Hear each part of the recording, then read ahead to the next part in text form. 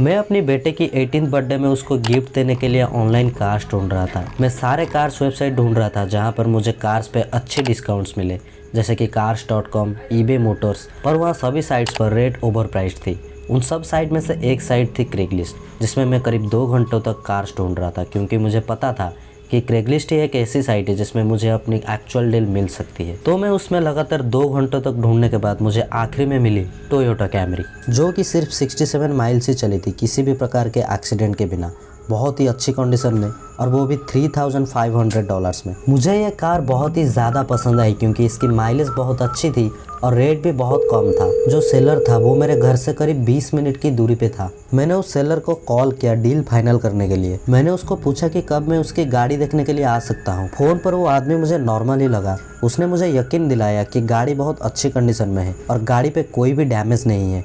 उसने अपना नाम बॉब बताया। मैंने पूरे $3,500 लिया और मैं घर से निकलते हुए ये सोच रहा था कि जब मैं वहाँ पहुँचूंगा तो उसको और भी कुछ पैसे कम करने को कहूँगा। फिर मैं वहाँ के लिए निकल गया। हमारे डील के वक्त से 15 मिनट पहले मैं जाकर डिसाइडेड जगह पर पहुँच गया। वो घर एक नॉर्मल रेगुलर घर था, एक पार्किंग और एक गैरेज के साथ। गैरेज खुला था तो मैंने सोचा कि वहाँ पर कोई होगा, तो मैं गैरेज की तरफ जाने लगा, पर मुझे वहाँ सिर्फ कार के पार्ट्स नज़र आए और कुछ भी नहीं था। गैरेज खुला था तो मैंने सोचा कि वहाँ पर कोई होगा, तो मैं गैरेज की तरफ जाने लगा, पर मुझे वहाँ सिर्फ कार के पार्ट्स नज़र आए और कुछ भी नहीं था। मैंने वहाँ पर एक चीज़ नोटिस किया कि जिस कार के लिए मैं वहाँ पर गया था वो ना उसके गैरेज के अंदर थी और ना ही उसके घर के बाहर। मैं सिर्फ वहाँ एक पिकअप ट्रक को ही देख सकता था। मुझे लगा कि मैं गलत एड्रेस पर आ गया हूँ शायद, तो मैं घर का नंबर चेक करने को गया तो मैंने देखा कि एड्रेस तो सही है। उस घर का बेल बटन भी मिसिंग था।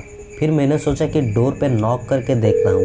फिर मैं 5 मिनट तक वहाँ खड़ा रह के उस डोर पे नॉक करता रहा। फिर मुझे गुस्सा आने लगा। फिर मैंने उस नंबर पे कॉल किया। फिर मैं उसको फ़ोन करने लगा तो मैंने सुना कि उसका फ़ोन का रिंग तो उसके घर से ही आ रही थी। तभी मैं बहुत गुस्सा था और कॉन्फ्यूज भी था, लेकिन मुझे एक बात पता थी कि मैं बिल्कुल सही घर पर था। मैं बस ये सोचकर गुस्सा हो रहा था कि अगर वो आदमी घर पर है तो वो सामने क्यों नहीं आ रहा और वो मेरे फ़ोन क्यों नहीं रिसीव कर रहा। फिर मैंने सोचा कि विंडो से अंदर झांक कर देखता हूँ, पर वहाँ भी मेरे हाथ कुछ नहीं लगा क्योंकि अंदर घोर अंधेरा था। मुझे बस दिखाई दिया तो एक ओल्ड फैशन डाइनिंग टेबल और उसके साथ एक आदमी। मुझे लगा कि वो बॉब है जो कि बैक डोर से बाहर की तरफ देख रहा था। मैंने उसको बुलाने की बहुत कोशिश की, पर वो ना ही कुछ बोला और ना ही उसका कोई रिएक्शन था। फिर मैं सिंपली घर के बैक डोर की तरफ चला गया जहाँ पर बॉब खड़ा था। जब मैं वहाँ पहुँचा, जो मैंने देखा, मेरा तो एकदम रूह कांप उठा। वहाँ मैंने देखा कि उस आदमी के सारे बॉडी पार्ट्स गायब थे, साथ ही में उसकी चमड़ी भी गायब थी। मैंने उसको देखकर